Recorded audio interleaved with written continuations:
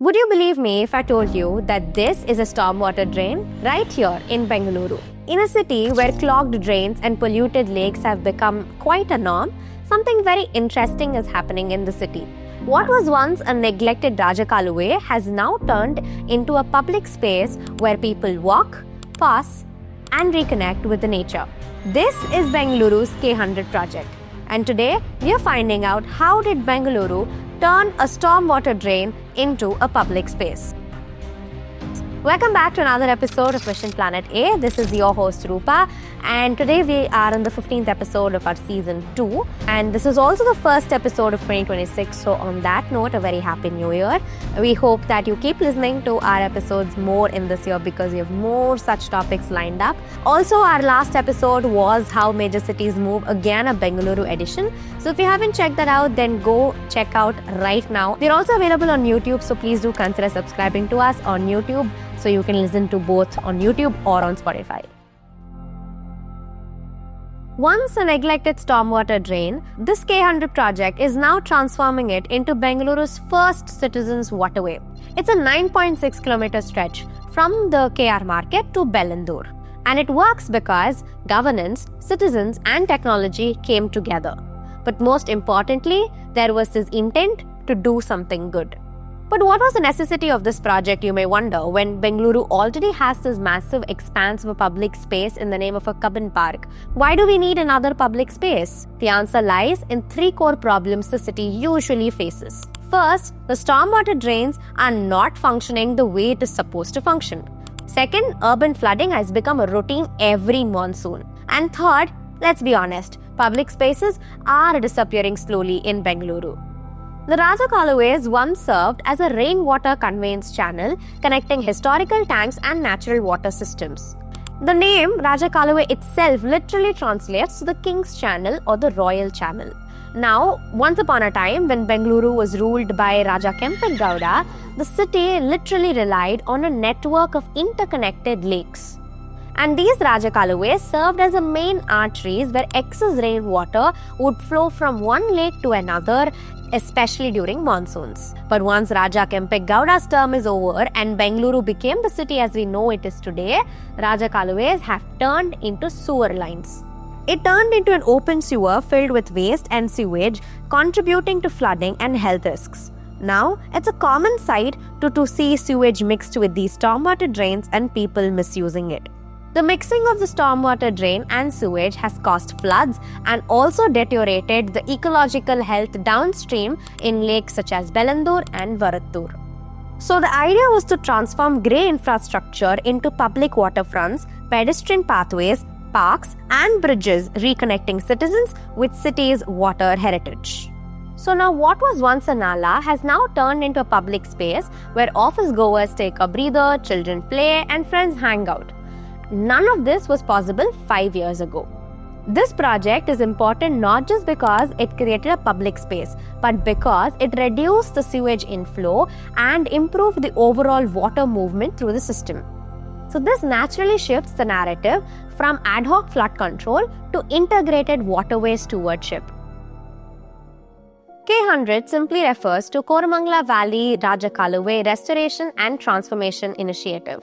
It's a flagship urban waterway project originally envisioned as a stormwater drain rehabilitation and public space activation effort. As I said earlier, it stretches 9.6 kilometers from the KR market to Bengaluru, running through key city neighborhoods. Now, this comes under a larger citizen waterway project which aims at 2 things: stormwater drain rehabilitation and creating accessible public spaces.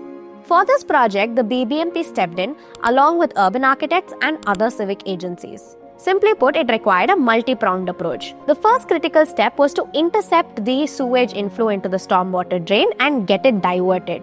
This also meant that more than 100 million liters of sewage produced by the city's residents had to be diverted, and new sewer lines had to be fixed wherever it was missing.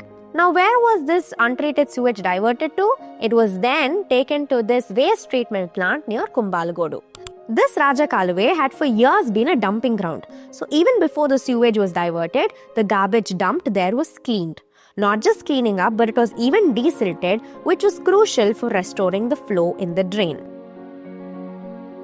Now, if you ask me, the biggest win for this project is not even the ecological aspects of it, but the fact that different departments, including the BBMP, BWSSB, the Pollution Control Board, architects, and several other civic agencies came together to complete this project. Now, we know in India that this is extremely difficult. When a road is laid one day, the next day it's dug up again because stormwater drain had to be cleaned. Now, this project was carried out in 5 different phases. Phase 1 was prior to 2021 when the BBMP initially proposed the K-100 Citizens Waterway project. So there was conceptual alignment and stakeholder engagement also began. In Phase 2, starting from 2021, the BBMP formally launched the project. And this also meant that it was a planning phase. The initial plan for sewage diversion was laid out and different sections of the drain were also mapped out. A year after that, from 2022 to 2023, which is phase 3 of the project, involved sewer network alignment and laying down of new sewer lines. The next phase was from 2023 to 2025 when public spaces were constructed as a part of phase 4 of the project. Walkways, bridges, pathways, and drain rehabilitation processes were carried out. The last and final phase was from 2025, which involved sealing of the remaining sewage inflows and finishing up of the pedestrian paths. Now we are Mission Planet A. We don't leave a topic before we really understand what could the ecological implications be for a particular project. The first up, there is a significant reduction in the sewage entering the channel, which is like a big win. But now there's a clear shift in the dominance from untreated sewage to controlled treated flows. The second and one of the most important one is flood resilience, especially during the last few years when we saw Bengaluru flooding every time there was heavy rains. So now what happens is when the stormwater drain is desilted and the water flow is restored back, there is a reduced chances of flooding, especially in the nearby areas during monsoons. And obviously, there is now an enhanced ecological ecosystem. I know that this is a human-made environment, but this pathway acts as an ecological corridor with green spaces, improving biodiversity potential, and also microclimate. Plants in and around these pathways are water resistant, which means that they can survive in water for up to 72 hours. And not just that, they can also survive in untreated sewage. That was the intense planning that went behind creating this public space. And lastly, there is obviously an improved public engagement. So the project successfully reframes a formerly neglected drain as a multifunctional civic space promoting behavioral change among residents. And what I mean by behavioral change is that people are now throwing waste where it has to be thrown.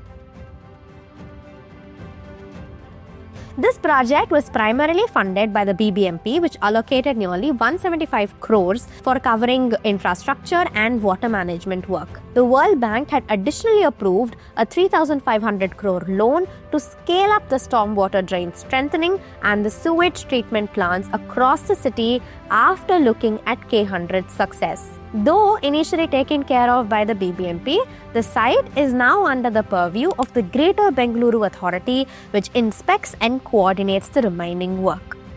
But this project obviously did not happen overnight. It took nearly 5 years for its near completion, and a lot of departments and a lot of people had to come together to make this even happen. So obviously there would have been certain challenges, and even today it's not completely perfect. Even though a large amount of untreated sewage has already been diverted, it still enters the waterway at some catchment points. Along with that, persistent silt buildup and garbage dumping has made certain stretches unsafe and also restricted the flow. Littering and misuse of public spaces sometimes tells us that technological advancements are not the only things we need. Behavioral changes are just as equally important. All said and done, the K-100 project in Bengaluru was a huge success. It showed other megacities that what was once a good-for-nothing drain is now a public local hangout spot. And the K-100 also showed us that sometimes cities don't have to go looking for new solutions. All that they have to do is fix what we already have.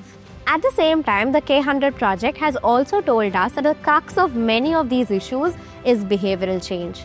Sometimes a small thought before throwing the garbage into the drain could have solved half the problem. Because that's exactly what we aim to do at Mission Planet A. We just don't want to tell what's happening in and around the world. We also want you to think and question your choices. Sometimes a thought before an act is more than enough to trigger a chain of actions. And that's a wrap for this episode from our side. Our next episode will soon be out and it's a surprise. So stay tuned to Mission Planet A to know what it is. Keep listening to us. We've already released 2 episodes of how major cities move, one of Chennai and one of Bengaluru. And we already have our 3rd city planned out. So do keep listening to us to know more about any environmental stories. Until we meet again in our next episode, this is your host Rupa signing off.